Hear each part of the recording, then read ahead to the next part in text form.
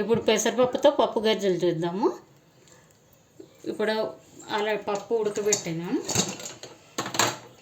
పెసరపప్పు కొద్దిగా పచ్చివాసన పోయే వరకు వేయించాలి. వేయించి మంచిగా కడిగి శుభ్రంగా ఒక అరగంట నానబెట్టాలి. నానబెట్టి ఒక కప్పుకి 2 కప్పుల నీళ్ళు పోసిన 2 కప్పులు నీళ్ళు పోసి కుక్కర్ ఒక 2-3 విజిల్ పెట్టుకోవాలి. పప్పు ఇట్లా మెత్తగా ఉడకాలి చూడు.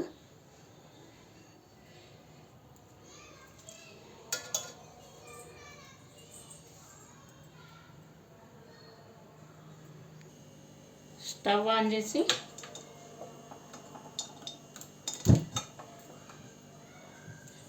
చిన్న మంట పెట్టుకొని కొద్దిగా ఒక 2 స్పూన్లు నెయ్యి వేసుకోవాలి.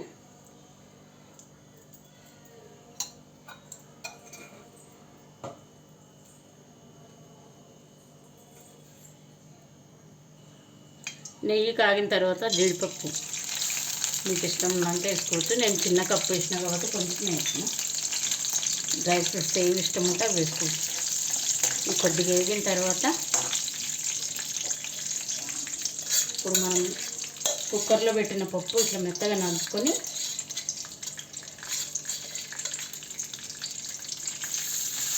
వేసేస్తాం.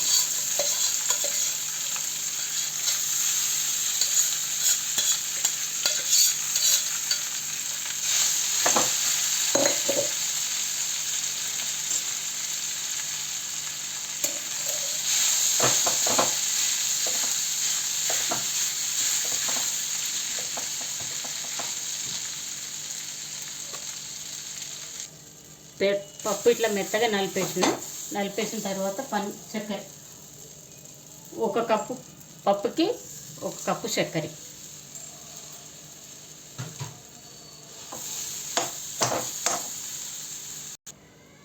కొద్దిగా యాలకుల పొడి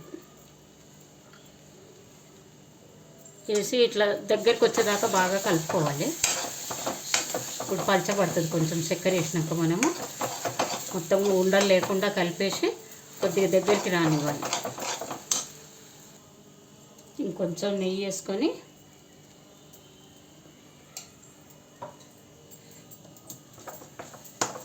కలుపుకోవాలి బాగా. ఇంకా చాలు ఇట్లా తీసేస్తే ఇట్లా ముద్దలాగా ఉండాలి గట్టిగా.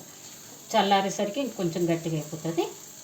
మరీ పలచగా ఉండొద్దు, నీళ్ళు ఎక్కువ పెట్టద్దు. చూడండి పప్పు ఉడికించినప్పుడు 1కి 2 కరెక్ట్గా సరిపోతాయి. ఎక్కువ పెడితే లూజ్ అయిపోయింది అనుకో పూర్ణం మెత్తగా అయిపోతుంది. బాగా పూర్ణం ఈ కన్సిస్టెన్సీ ఉంటే చాలు.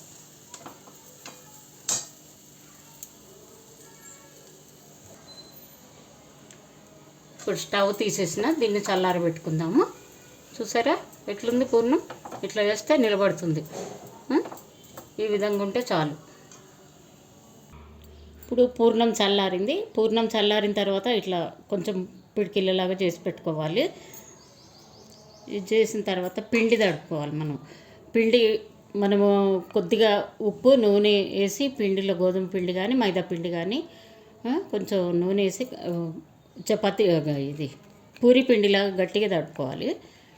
తడిపి ఇప్పుడు గర్జికాయలు చేసుకోవాలి. మనం పిండి నానిన తర్వాత ఇట్లా బాగా మర్దన చేసుకోవాలి.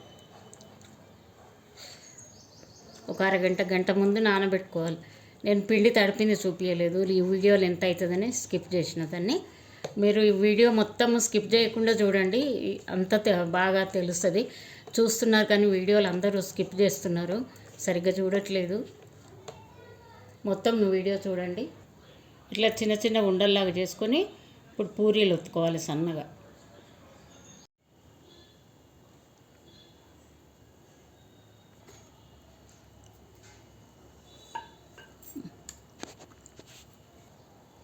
రేకులు ఇట్లా పల్చగా చేసుకోవాలి, బాగా పల్చగా మొత్తం.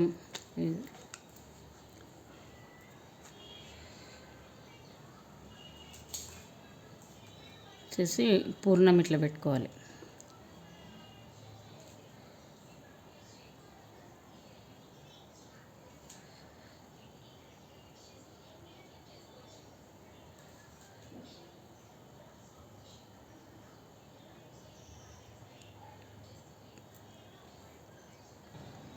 పూర్ణం ఇట్లా పెట్టుకొని కొద్దిగా కొనలకి ఇట్లా తడి రాసుకోవాలి.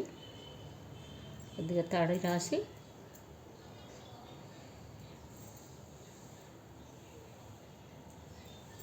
ఇట్లా మడత పెట్టాలి.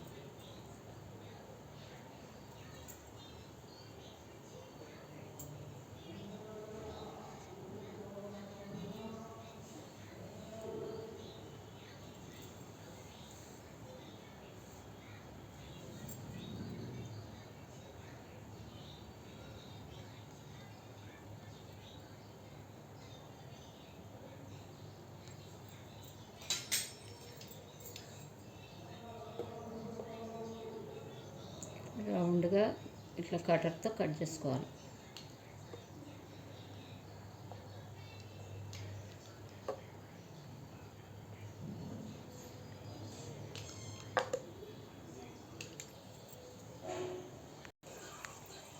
స్టవ్ మీద నూనె పెట్టుకొని నూనె కాగిందా చూసి, కాగింది. ఇప్పుడు గర్జలు గోలించుకోవాలి.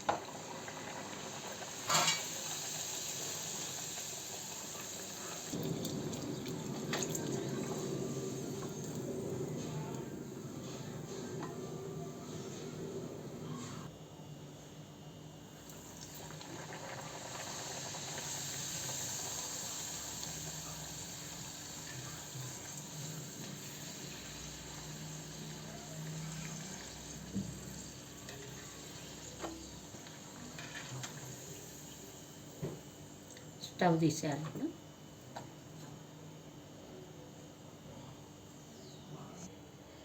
చూసారు కదా రవ్వ పులిహోర పప్పు గర్జలు. మీరు కూడా చేసుకోండి. చూడండి ఇట్లా మెత్తగా బాగుంటాయి, గుల్లలాగా వస్తాయి, బాగుంటాయి. చూసుకోండి, మీరు కూడా చేసుకోండి. మీకు నచ్చినట్టయితే నా ఛానల్ సబ్స్క్రైబ్ చేయండి, షేర్ చేయండి, లైక్ చేయండి, కామెంట్ చేయండి. బాయ్. Thank you.